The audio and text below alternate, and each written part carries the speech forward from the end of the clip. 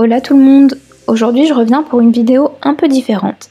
Je vais t'aider à y voir plus clair sur comment se rendre au Machu Picchu. Si t'es un peu perdu avec toutes les infos que t'as trouvées sur internet, c'est normal, moi aussi je l'étais, et c'est pour ça que j'ai décidé de te faire un petit résumé. Pour commencer, rendez-vous au Pérou. Tu vas sûrement arriver dans la capitale, à Lima, et depuis Lima, tu vas devoir te rendre à Cusco. L'option la plus rapide pour y aller, c'est de prendre l'avion.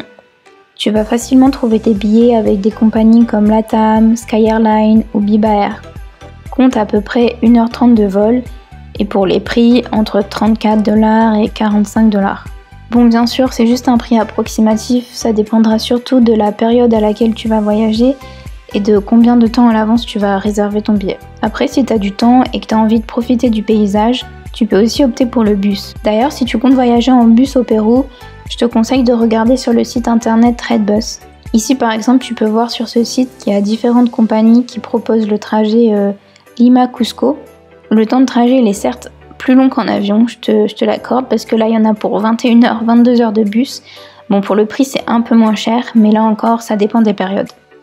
Une fois que tu es arrivé à Cusco, t'es plus très loin, mais tu vas pas pouvoir te rendre directement depuis Cusco jusqu'au site du Machu Picchu.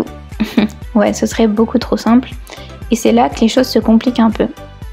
Donc tu vas trouver aucun transport public qui va t'amener depuis Cusco jusqu'aux fameuses ruines. Tu vas devoir rejoindre Aguascalientes, qu'on appelle aussi Machu Picchu Pueblo. C'est le village le plus près du Machu Picchu. Et depuis Aguascalientes, tu pourras rejoindre le Machu Picchu. Pour ça, tu vas devoir traverser la vallée sacrée des Incas. Donc c'est une vallée avec plein de villes traditionnelles trop jolies et avec de nombreux sites archéologiques que tu peux visiter. Je te conseille vraiment d'y faire un tour, c'est magnifique. Alors la première option pour te rendre à Aguascalientes, c'est de prendre le train. C'est le moyen le plus rapide mais aussi le plus cher. Donc il n'y a que deux entreprises qui proposent ce trajet, c'est Peru Rail et Inca Rail, avec chacun des classes différentes qui vont de la classe basique à la classe vraiment luxueuse où tu peux avoir de la nourriture, certains trains proposent même des spectacles, etc. Ici, les prix varient aussi en fonction de la gare dont tu souhaites partir. Il y a la gare la plus près de Cusco, c'est la gare de San Pedro. Un peu plus loin, tu as la gare de Poroy. Et tu peux aussi décider de te rendre par tes propres moyens jusqu'à Ollantaytambo et de prendre le train depuis cette ville. Il y a beaucoup de voyageurs qui choisissent cette dernière option. Si tu optes pour le train, c'est quand même un sacré coût parce que pour le minimum, ça va à peu près à 59 $ et ça peut monter jusqu'à 560 $. Mais bon, là, c'est vraiment si tu choisis les classes de luxe. Et tous les prix que je t'indique ici, c'est seulement pour un aller, donc il faut que tu comptes le même prix à chaque fois pour le retour. Par contre, fais bien attention, si tu décides de prendre le train depuis Cusco, tu verras que les deux compagnies, elles te proposent le trajet avec un service bimodal, c'est-à-dire qui t'amène depuis Cusco jusqu'à Ollantaytambo avec un bus privé et tu vas monter dans le train seulement à Ollantaytambo. Donc voilà, après c'est à toi de voir ce que tu as envie de faire en fonction du prix que tu veux payer aussi. Petite parenthèse, je sais toujours pas comment on prononce ce nom, Ollantaytambo, mais c'est pas grave. Si tu veux pas payer des centaines de dollars ton trajet, je te conseille de prendre le bus. Mais le bus, il va pas t'amener jusqu'à Aguascalientes, il va s'arrêter avant, à Hidroelectrica. Ici aussi, tu peux regarder sur le site Redbus pour voir les différents bus. Et une fois arrivé à Hidroelectrica, il te restera plus qu'à marcher jusqu'à Aguascalientes. Et le chemin, il est très simple, c'est tout plat. Il suffit juste de suivre les rails du train. Tu peux compter environ 2h30 de marche. Mais si tu veux pas marcher sur ce dernier tronçon, tu peux aussi prendre le train parce qu'il y a une gare de train à Hidroelectrica aussi. Petit point, il est fort probable que tu n'arrives pas à trouver ce bus qui va directement de Cusco jusqu'à Hidroelectrica. Donc si c'est le cas, tu as une autre alternative mais avec différents changements. Donc pour commencer, tu vas devoir prendre un bus de Cusco à Santa Maria. À Santa Maria, tu vas devoir trouver un collectivo ou un taxi qui va t'amener jusqu'à Santa Teresa. Et de Santa Teresa, même chose, tu vas devoir trouver un véhicule pour t'amener à Hidroelectrica. Donc cette option, elle est un peu plus longue que le bus direct, mais c'est aussi moins cher puisque ça te revient seulement à 9,50 $.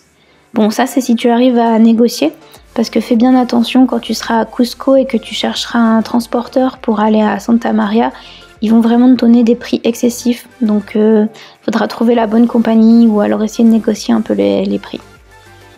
Et la dernière option pour les plus courageux, la randonnée. Donc tu pourras faire le fameux Trail de l'Inca. C'est le sentier le plus connu dans les environs. Donc qui est quand même classé parmi les 5 sentiers de randonnée les plus impressionnants de la planète. Il dure entre 4 et 5 jours.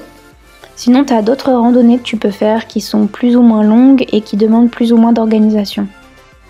On a presque terminé. Donc maintenant, on est arrivé à Aguascalientes. Et depuis Aguascalientes, tu vas pouvoir aller au Machu Picchu. Enfin! La première option, ça va être de prendre le bus. Donc tu as un bus qui part directement depuis Aguascalientes et qui te dépose devant l'entrée du Machu Picchu, qui prend à peu près 30 minutes. Et ça coûte 12 $ l'aller et 12 $ le retour. Mais si tu veux pas prendre le bus, tu peux aussi y aller à pied. Il y en a au total pour 1h30, 2h. Et pendant une petite heure, c'est que des escaliers, donc ça monte pas mal. Il faut quand même avoir une bonne condition physique, mais c'est faisable. Et en plus, quand tu arrives en haut, quand tu arrives devant l'entrée du Machu Picchu, tu es juste trop content d'avoir marché tout ça. Tu vas te dire, ouais, je mérite ma super visite du Machu Picchu. Donc c'est plutôt pas mal aussi comme option. À toi de voir ce qui te convient le mieux.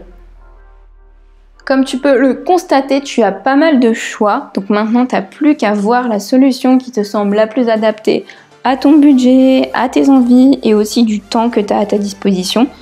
Je sais que c'est beaucoup d'informations, mais je t'assure, ça vaut vraiment le coup. Et quand tu seras arrivé, tu ne seras pas déçu. Donc merci d'avoir regardé ma vidéo. J'espère avoir pu t'aider à y voir un peu plus clair et n'hésite pas à ajouter des informations en commentaire si j'ai oublié certains détails ou même si tu as des questions. Et tu peux aussi me laisser un petit pouce bleu et t'abonner. À plus tard!